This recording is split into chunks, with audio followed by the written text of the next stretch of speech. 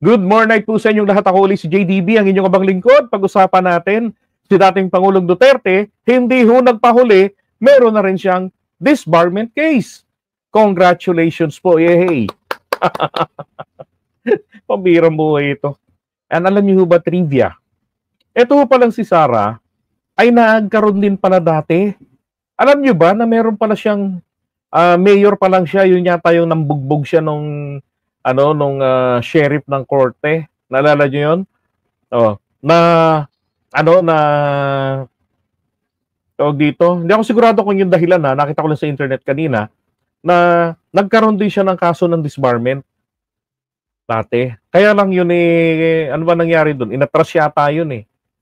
Yun, kasi may gumagapang, nilalakad, nagpapagood shot para ma-appoint pa lang walang hiya sa Department of Justice na kanya namang kinontra. Sabi niya, sa Malacanang, maghunos dili kayo sa tao na yan, nagpapagood shot.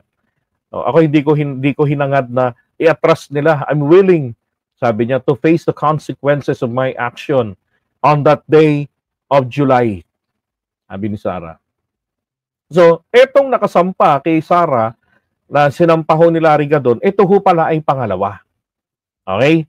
Now, at is still ongoing. Para sa mga DDS po, ito hong pagsasampa ng kaso ngayon kay dating Pangulong Duterte, ito, meron kasi ako nakita doon sa post nila Itera na ang sabi ang nagsampa hindi man lang daw mga abogado. Diba? Ang iniisip yata nila, ang magtatanggal daw, magdidesisyon, hindi man lang daw mga abogado. Linawin ko lamang po sa mga DDS kasi hindi nila po ito alam. Ang proseso po ng disbarment ay gagawin po diyan Korte Suprema po, no? Magi-investigate dito ang Integrated Bar of the Philippines. Pwede kasing isampa ito sa Integrated Bar of the Philippines. Pwede rin naman post direkta na sa Korte Suprema. Pero ang mga investigator po ng Integrated Bar of the Philippines, sumaabot yan ng mga 50 katao na mga abogado rin. Mga kinikilala talaga, nire-respeto. Pinagpipitaganan. Now, dito ho, kung ano ang kanilang rekomendasyon o yung findings nila, bibigay nila ito sa Supreme Court. Then sa Supreme Court, yung mga members niyan, sila po ngayon ang magdedesisyon kung binabawi na ba nila ang iyong titulo dahil hindi ka karapat-dapat maging abogado. Sabi rito sa balita po ng Global Daily Mirror, former President Rodrigo Roa Duterte faces a disbarment complaint against relatives of the victims of alleged human rights violations under his administration. So yung mga nabiktima po ng kanyang mga EGK, di ba? Yan, ang nagsampa ng reklamo. Yan. And human rights advocates filed the case against the ex-leader before the Supreme Court on, which is today, kanina, January 17, 2025. Yan.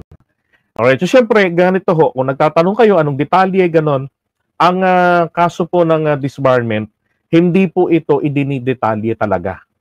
Bawal po. Sapat na lamang po ang dahilan na ang kanilang, tawag dito, nagsampa sila ng kaso ng kahilingan sa Korte Suprema na bawian ng lisensya. Alam niyo para sa akin naman, 'di ba? Dapat naman po talagang bawian. Isipin mo isang abogado tapos sasabihin niya, 'di ba? Shoot them all. Kill them all. 'Di ba? Yung ganyan no. Abogado ka ha tapos gano'n no. Putang ina niyo. Papatayin ko kayo. Hindi ho pwede yung gano'n.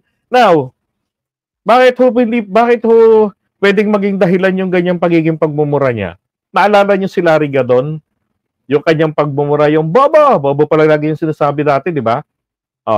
He was reprimanded, pinagbawalan siya nung una ng Korte Suprema, sumunod, nasuspindi siya. Ang ginawa niya nung huli, nag-message siya, private message, at kung ano-ano yung mga masasama, talagang, kumbaga ho sa kaning baboy, hindi ho makakayang nguyain o singhot amuyin man lamang ng baboy ang mga sinabi niya kay Raisa Robles. Ngayon, ang ginawa ni Raisa Robles, inilik yung message ni Gadon sa kanya. Oh. Nag-proactive po.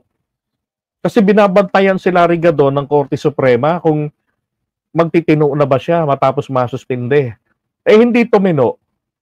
Oh, dahil po yun sa kabastusan ni Gadon. 'Di ba? Eh ang tanong ngayon, yun po bang pagmumura, pagbabanta sa buhay ng tao? 'Di ba? At pag-amin, inamin niya lahat eh. Sa mga pagdinig ng Quadcom at saka rin sa Senate. Oh, pati yung pagpatay, yung pagbuo niya ng death squad, inamin niya under oath. Hindi pwedeng joke-joke 'yun. Pwede niyong sabihin joke 'yun, pero inamin niya. O paano ngayon 'yun? So yun po ay magagamit na grounds lahat para siya o magagamit pong ebidensya para siya ay madisbar. So ang challenge ngayon dito kung si Gadon dahil sa bastos ang bunganga, ang tubo ng bunganga nito ay natanggal ninyo sa lisensya sa kanya, bakit hindi rito kay Digong na mas matindi pa ang level? 'Di ba? Ganun din ho ang dahilan naman ni Larry Gadon sa pagsampa niya ng disbarment case laban kay Sara Duterte. Kasi kay Gadon, wala siyang sinabing mamatay na kayo. Putang ina niyong lahat, walang ganun. Oh. Bobo, ganun lang. 'Di ba? Pagka sinasabi niya in public. Ngayon, ang inano niya naman, china-challenge niya sa Korte Suprema, yan, nagbanta pa. At ang pinagbantaan niya, ang ipapapatay, hindi pa biro. Kasi yan, Presidente, House Speaker, tsaka First Lady. Oh, paano yan? 'Di ba? Ako palagay ko, talagang, kung ang pagbabasihan po talaga, yung mga argumento ni Gadon, dapat madisbar si Sara. 'Di ba? Kasi hindi akma para sa isang abogada. Hindi rin naman siya nakakapag-practice ng batas. Hindi rin naman niya nagagamit. Dahil kung nagagamit yun ni Sara, di sana walang problema sa confidential funds. Sinunod niya religiously ang guidelines. Kasi bounded ron ang mga abogado. It is presumed na alam nila ang mga batas.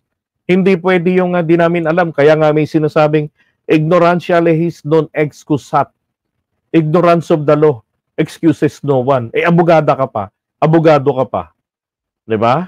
So ngayon, dito kay dating Pangulong Duterte, ganun din. Oh. 'Di ba? Kaya dapat madisbar silang mag-ama para sa akin. So yung kay Gadon noon, November 27, nag-file siya. May sagot naman diyan si Sara. Bring it on.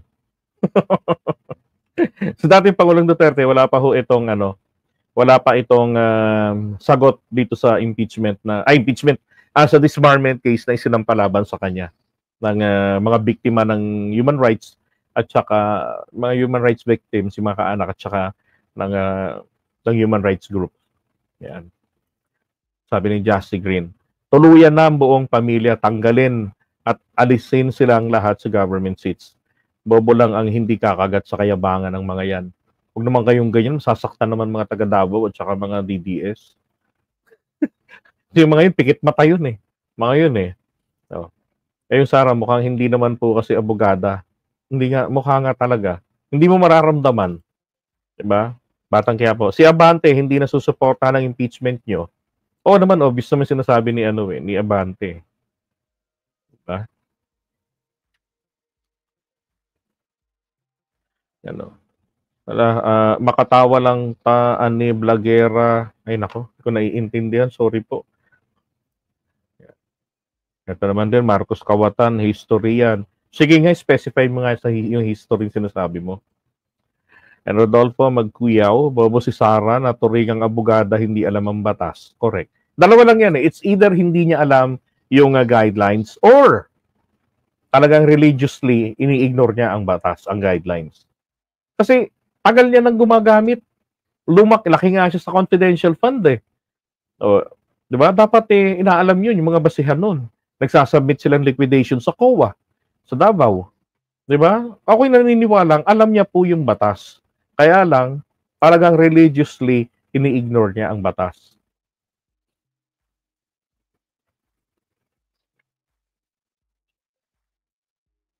Alright, maraming salamat po, Angie Evangelista. Sabi, Sir JDB, good evening po.